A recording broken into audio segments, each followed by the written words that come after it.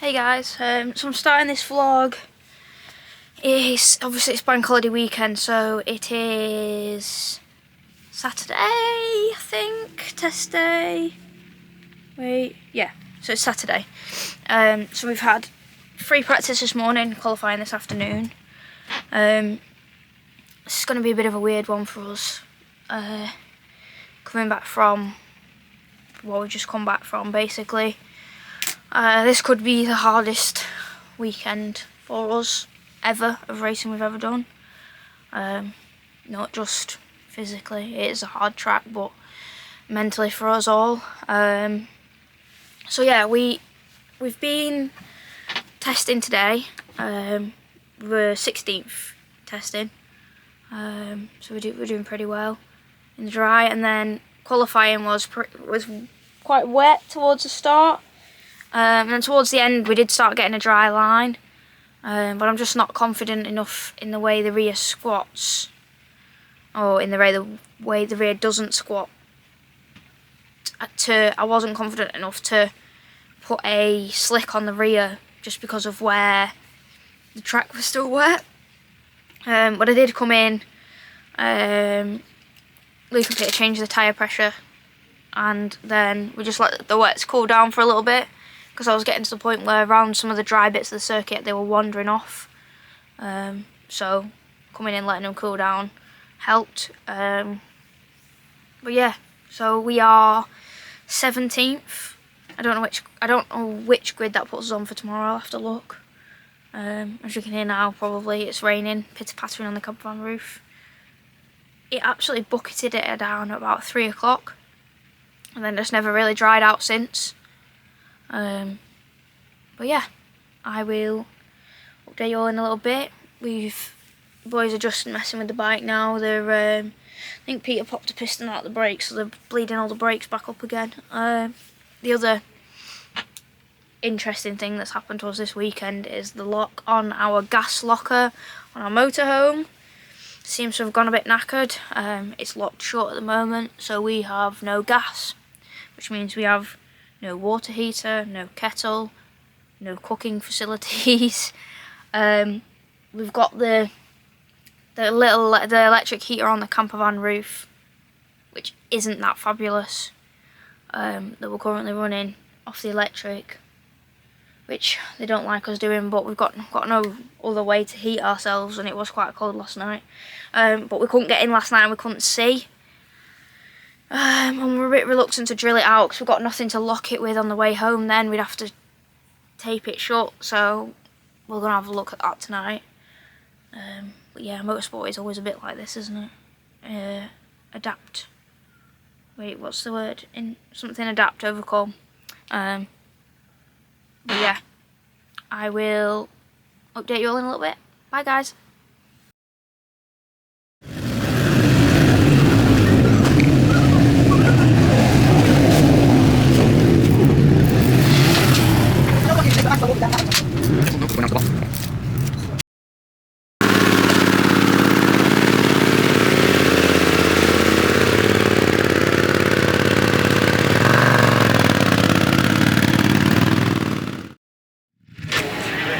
That's brought a crowd, I like that.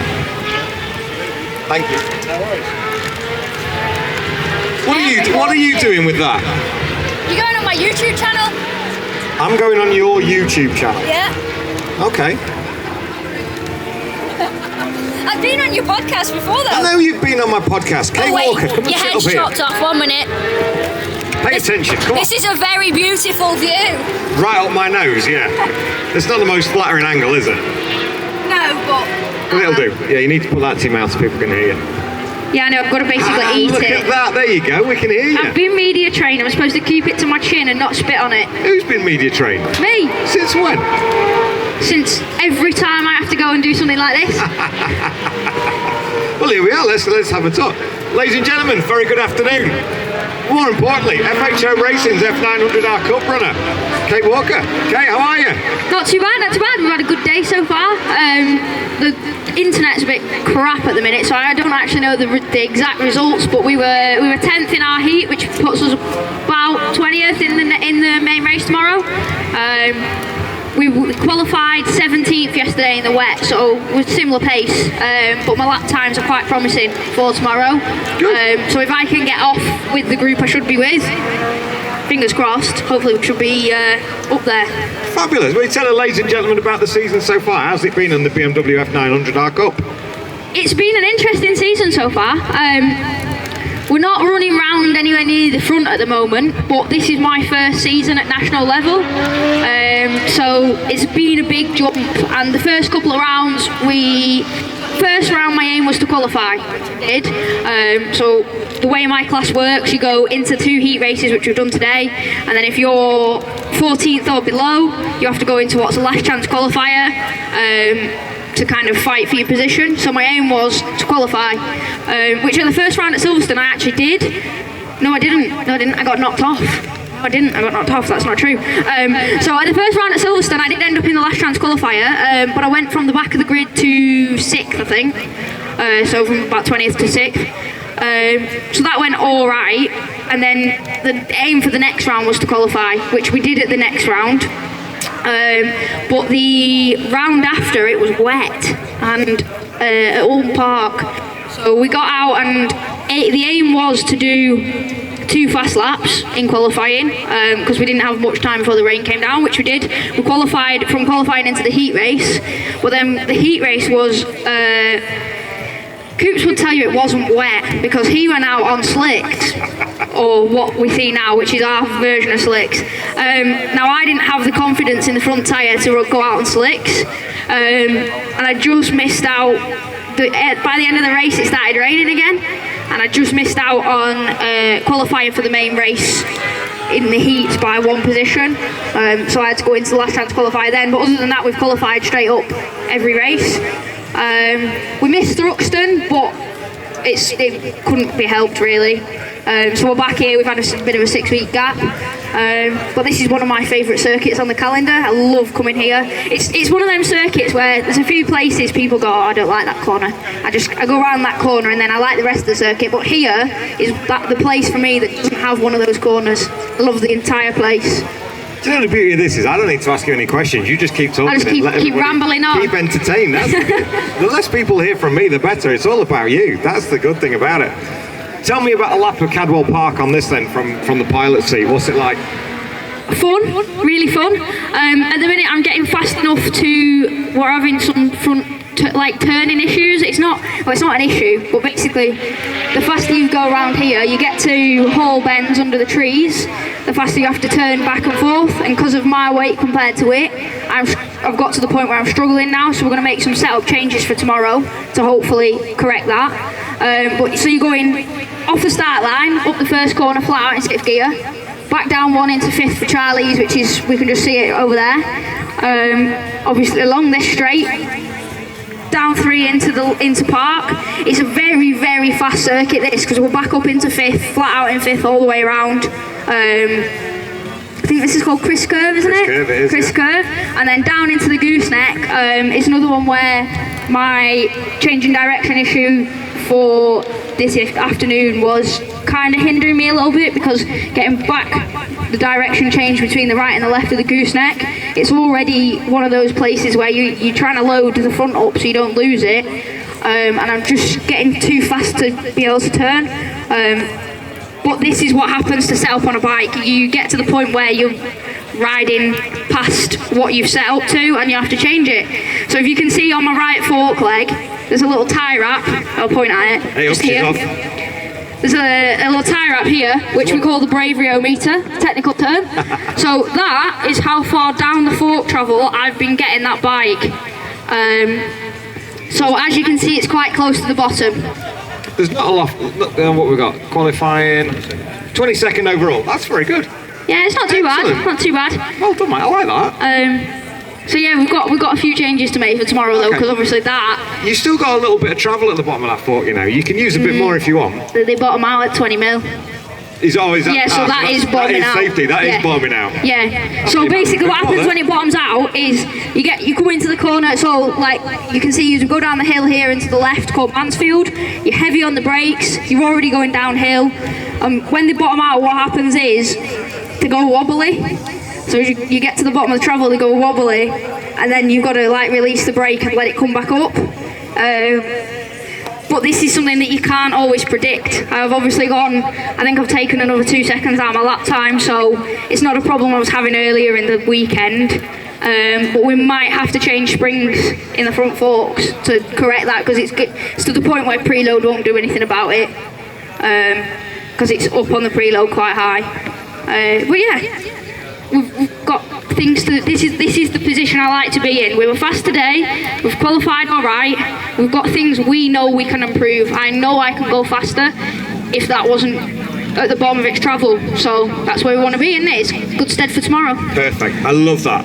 What's the difference between Kate Walker, the rider that was at Silverstone at the start of the year, and the one that's turned up at Cadwell this weekend? How have you improved over the season?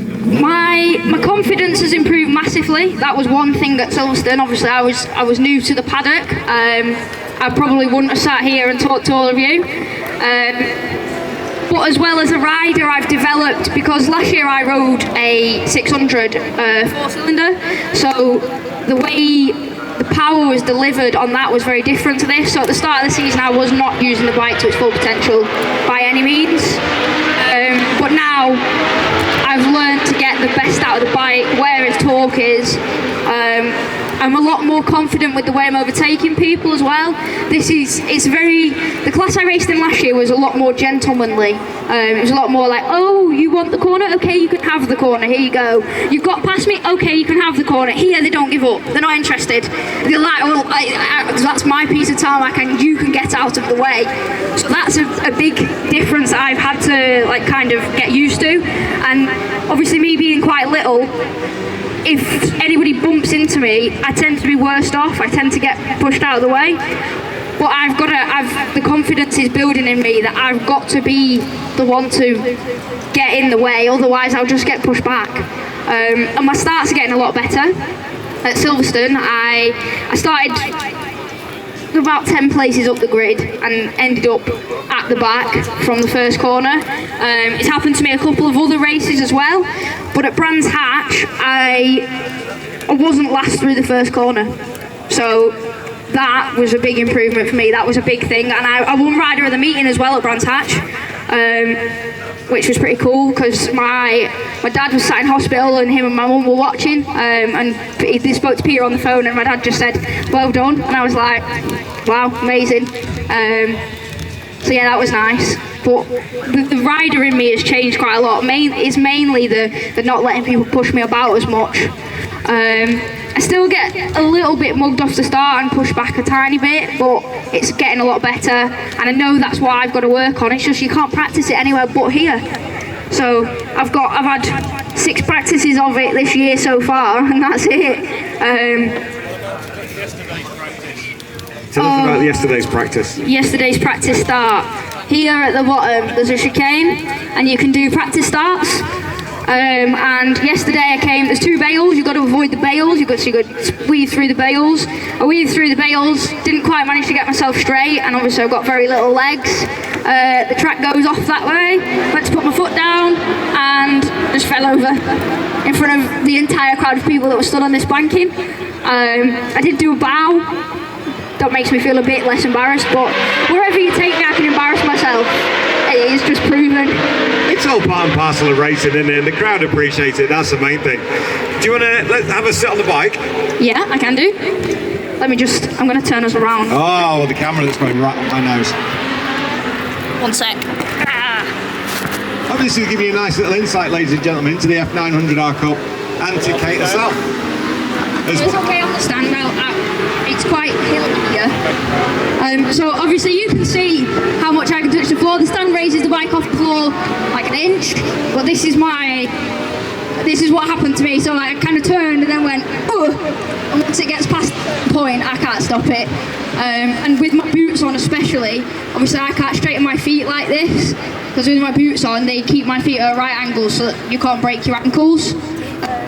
So yeah, I cannot really touch the floor very well. But yeah, we've altered a few things on the bike for me for this reason. So we've moved the foot pegs. But if you can see as well, Is it still scratched? I think it probably is, this here. You've been ground in the case now. Yeah, it's a little legs problem round here. So at the bottom of Mansfield and at the bottom, the left at the bottom of the mountain, as I turn in, that's been catching the floor. You're showing off now. It's not doing it every time, but it's not a nice thing, because it's one of them. You've got if you go too hard, you've got a couple of seconds before your front wheel's off the floor and you're on the floor. So it's kind of like it's on the floor again. We'll sit back up a bit, but it's just because I've got short legs, basically.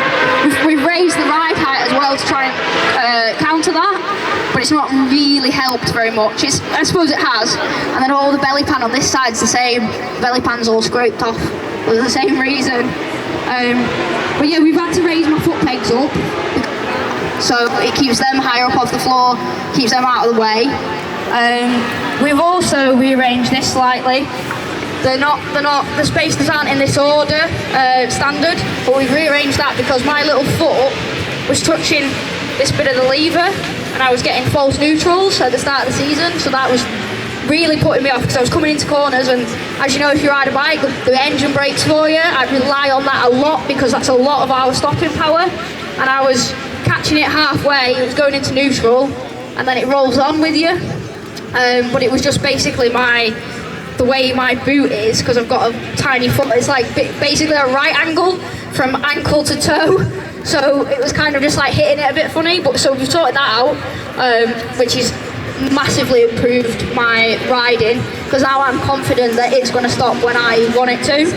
Earlier though, actually coming down Mansfield, I overtook somebody quite close up the inside, because when he started braking, I thought I might have to brake now, and I had both front and back brake on, and he was braking that hard that I was going like this, and I'm like, oh no, it's not going to stop. So I just went, whoa, released the brake, drive up the inside of him. But he just braked a little bit earlier than I expected, and I had my bum out of the seat because it's coming downhill as I was stopping. My bum came up out of the seat, and I was like, oh no, here we go again. But yeah, a lot of the times I tend to crash at silly things like that. I fall over.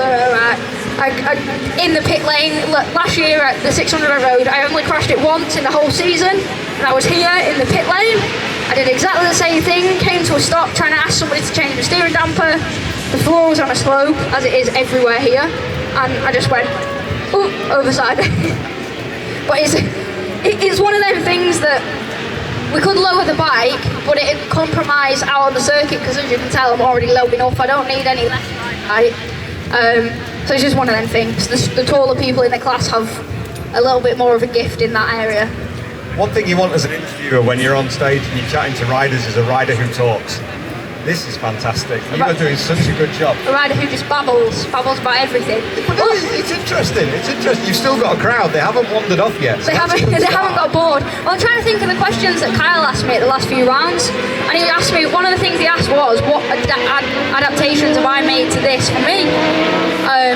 You carry on then. But like, Kyle's back tomorrow. It's not what people would think, because everyone would expect that I would lower the ride height so I can touch the floor, but you can't really do that. So yeah, that's no, you carry on. My little chin rest as well. Everybody asks a lot about this. It's just a chin rest. When I put my eyes over there. So I also smashed myself in the teeth with the microphone last time I did that. So it just keeps my eyes looking out the screen, because the dashboard is quite tall on this. To go down the straight, it's just easy, nice tucked in, and it keeps my eyes just looking where I'm going. Riding for FHO Racing, Feiho has a huge impact on the sport. When you look at the female racers she's brought in this year, last year, Maria Costello, how much influence has she had on your career so far? She's had a massive influence, because without her and Peter, who's walked away now, no, he's there, we wouldn't be here in the BSB paddock. Obviously she's given us the break to come here, but you know what, the amount of respect I get given just because FHO have taken me under their wing. Oh, hey, I've got no microphone. Yep. Has it come back? This one has. Anyway, so the amount of respect I've gained from her taking me under her wing is something that you wouldn't even consider. But like, for example, yesterday I was riding a moped out to get my tea, and I got stopped by a lady marshal, and she proceeded to say to me, "Do you have a license to ride that?" And I went, "I race here." And she went, no, do you have a license to ride the moped? And I was like, yeah, I race a motorbike out on the track. And she was like, oh right, okay, carry on then. And you're like, but simply because I'm a girl, they clearly thought, they looked at me and went, oh, she's quite young, she's probably not got a motorbike license, we'll stop her. But yeah, so the amount of respect that I gain from the people in my class as well, they look at me and think, well, obviously you must be able to ride a bike because FHO have taken you on. And it makes the introductions to the class easy because the respect is already there. I don't have to earn it, which I shouldn't have to, but I do. Everywhere I go, I have to earn the respect from the people in my class. It's just a part of there not being very many women at the moment, but we're hoping to change that. So I see you. You can ride a motorbike if you want to. Where are we looking? Yeah. Oh. Yeah, so it's massive. It's absolutely massive what they've done for us. And the bike obviously is theirs. They support me. BMW provide all the bits, which this year I wish I hadn't been on the floor so many times, but this year has been a big help. But yeah, it's massive what they do. And Faye, the way she promotes us and the way she goes out to basically any event that people ask her to do that she can get to, she will go and she will promote females in motorsport. Maria's the same. Maria took me to Goodwood as well, which is another experience that I wouldn't have got without being here at FHO. It was absolutely insane. I got to go on Maria's sidecar up the hill at Goodwood. Craziness. The people who ride them around the TT, massive respect. I would love to do it on a circuit, but I don't think I could do that. With the way that wall at Goodwood comes so close to you, not so sure. So we'll keep passing the mics, the batteries run out on that one, unfortunately. Technology, they're not my microphones, I'm just standing in, but we'll see if we can get another one for later. One thing I want to ask, the ladies and gentlemen that we've got present, will you go through your career of how you got here first, especially last season, which was incredible for you. So to give a little bit to the ladies and gentlemen about the background of Kate Walker. Yeah, so I started racing when I was 6, in 2006, on mini motos. You've probably seen them, little comedy bikes with adults on. Well, we had a full kids grid when it was the British Championship. I did that for 5 or 6 years, won the British Championship 2 years, and then we had a bit of a break, and then I went back pit bike racing. Which is like a motocrosser but with slick tyres on like this, so we just ride around little go-kart circuits. Then I had an Aprilia RS125, a 2-stroke, which in all honesty I think probably made a lot of my riding in the early career, because the way a 2-stroke works, you've got to keep them revving, and if you let it bog down, you're going out that corner slow. So you had to carry corner speed, because if you didn't, you were basically just not leaving the corner at any kind of reasonable speed. And then I had a Kawasaki Ninja 300, I raced that at Bemsey, we did a Team Green Cup. And then last year we took the jump up to a 600. So Peter owns it and runs it, and we raced his steel frame 600 at Thundersport GB last year. Out of the 30 races, I was on the podium 30 times. It was one of those seasons where, as my first season on the 600 at these kind of big circuits, we went into the first round and we were like, hopefully we'll be in the top 10, you know, maybe by the end of the season, hopefully we'll be on the podium. And we were sat there on the holding grid. We've had a red flag and everybody's tyres were cooling down. And bear in mind, I've not met any of these people yet. I turned to the lad next to me and I said, well, I suppose it's just going to be whose ballsiest on cold tyres now then, isn't it? And he looked at me, he obviously was completely and utterly, just didn't know what to say to that. And went, well, yeah, I guess. And then I went and qualified on pole. So I walked back in the garage and they told me I was on pole position, and I was like, what? So yeah, that kind of set the tone for the season, and it went pretty well. I can't remember the exact numbers. 4 wins, 17 seconds, and 9/3. So yeah, that's him that can remember that. I can't. But yeah, it was an absolutely amazing season last season, and that taught me quite a lot as well, because the way you ride a 600 is a lot different to the way you ride like the little 300. This is a thing a lot of people ask me as well. Am I going to get a road license? So on the road, I can come and race this. I went out testing at the beginning of the season, and I rode an M1000 RR, doing 160 mile an hour down the straight at Almeria. And then if I was to go ride on the road, I can ride a restricted 125. So not really that interested. But yeah, so I don't know. I love that. That's a great story of how you came to be in the F900 at a Cup. In the modern world now, it's great to see lady races accepted in the British Championships across all levels. What advice would you give to any aspiring young females starting out? Well, I guess I'm not allowed to swear, but don't let people tell you no. Don't let them tell you no, because they will try and they're wrong. There will be a lot of people that don't appreciate you being here, but then there is a lot of people that do, and you just need to find a class that appreciates you. Like the class I was in last year, the class I'm in now, none of them are like, oh, I don't want to be beaten by the girl. They're all like, oh, well, you're here at British Championship level, so you must be alright. And that's it, you're just finding your crowd, basically. But don't let anybody tell you no. You keep going for whatever you want, and you just keep pushing. Because, yeah, basically, there will be hurdles, but you just got to jump them. And then, hopefully, in the future, if more people jump them, the hurdles will get smaller and smaller and smaller. I think they're wise words. I think that's just been a fantastic chat. I've thoroughly enjoyed it. I hope you have, ladies and gentlemen, you've enjoyed it as well. Ladies and gentlemen, Kate Walker.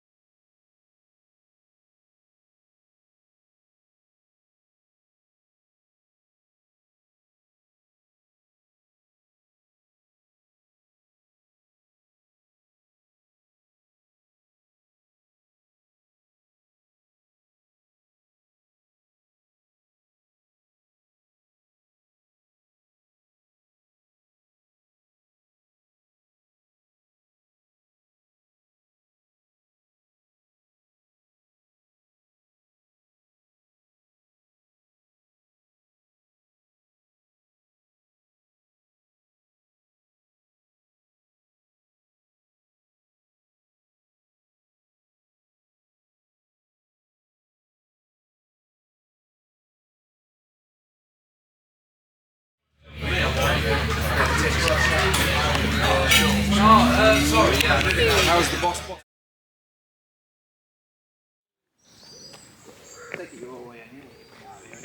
Yeah, somewhere over there. So we've just been coming to look at the track. It's pretty dry this morning, which we weren't expecting at all. It's pretty dry all the way up through here. We go, Doug, I'm usually not, you're normally leading me at that point in time. British Super Sports and British GP2 Championships. Now, Thomas Strudwick, who is doubling up this weekend because he's also on his BMW in the F900 Cup. But do you like Thomas Strudwick? He sometimes joins us in the commentary point for the last Chinese qualifier race and helps out with a bit of analysis, radar analysis, which is quite nice to actually have Thomas Strudwick up here. I do enjoy that.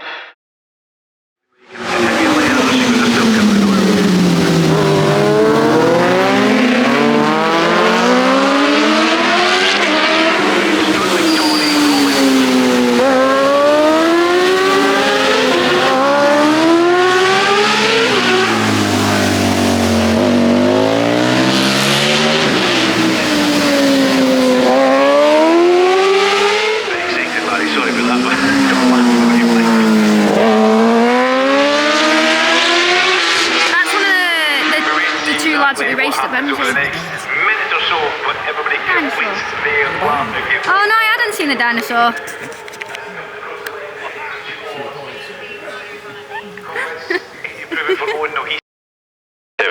As we see Ben Curry going to the top of the times with a 1:30.493, and he is 100th of a second up the road from Reese Irwin. Then Tom Paris, Tom Booth Amos goes into 4th ahead of Richard Cooper, who's out there on one of Peter Hickman's triumphs this weekend.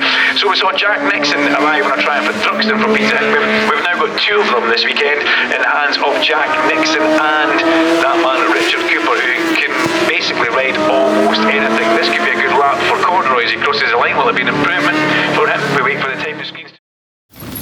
Hey guys, so we are, as you can probably hear, in the camper on the way home now. The end of the weekend ended in quite a rush because we were the last race, so everybody wanted to get home. But we finished 19th, which is our highest result so far. It's a top 20 finish for us. So yeah, it was pretty exciting. We also got down into the 39s. My lap times would have put me a little bit higher up than I was running, but I was running with a group. I was kind of struggling to get to the front of the group, and we're struggling a little bit with setup. As I'm getting faster and faster, the setup has to change, but obviously you get faster and faster and then you realise the setup has to change. You can't just set the bike up to go that bit faster before, basically. And then yeah, so next round we're hoping to try out a softer rear spring, just see what that's like, see if that'll help. And yeah, a lot of this weekend has been kind of chasing setup really, but Cadwell is one of those circuits. It's like that. The cambers have also meant that in a few places we can catch our engine casings on the floor, or the R&G protective covers. Now that forced us to go harder on the front to avoid that, or to try and avoid that. We kind of got most of that out of the way with. It was still doing it at the end of the race a little bit, but a lot less than at the start of the weekend. This is kind of like a juggling act with us here though, because your next step naturally would then be to raise the ride height, but as I think I've probably already told you earlier in the vlog, I struggled to touch the floor for a start, and I also fell over on the practice start grid on, that'd be Saturday. So they were doing it at the chicane at Cadwell. I came through the chicane and went to start, and the bike wobbled over and I couldn't get my foot down fast enough, and then I couldn't stop it, push it back up, because the floor was a bit slopey. So like raising the ride height is not really something we want to do, because it would make me quite uncomfortable on the grid, and like my starts are already a little bit shaky, so I don't really need to be any worse off there, especially because if it knocks my confidence as well, that will make it even worse. So yeah, we're kind of juggling what we can do with this, same as everybody else is.